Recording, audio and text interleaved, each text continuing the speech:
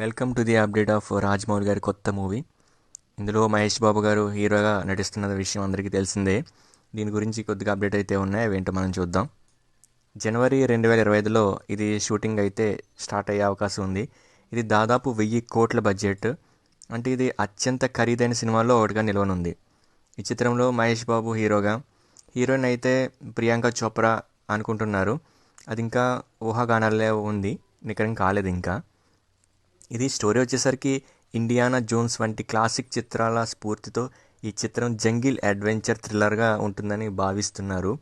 ఇది ఫస్ట్ నుంచి అదే అడ్వెంచర్ టైప్లోనే ఉంటుందని అనుకున్నారు. సో ఇది అయితే కన్ఫర్మ్ అయితే ఇక్కడ తెలుస్తుంది ఈ న్యూస్ని బట్టి.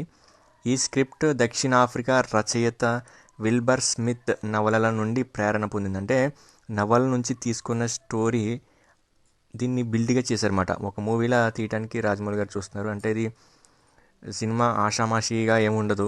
రాజమౌళి అంటేనే వేరే లెవెల్ అనుకోండి. అదేవిధంగా మహేష్ బాబు పాత్ర హిందూ పౌరాణిక వ్యక్తి హనుమంతు నుండి ప్రేరణ పొందిందని ఒక పుకారు అయితే ఉంది. ఇది ఇంకా నిఖరం కాలేదు. సో వెయిట్ అండ్ సీ, చూద్దాం. ఇది జనవరిలో 2025లో షూటింగ్ స్టార్ట్ అవుతుంది. 2027లో థియేటర్లోకి రానుంది.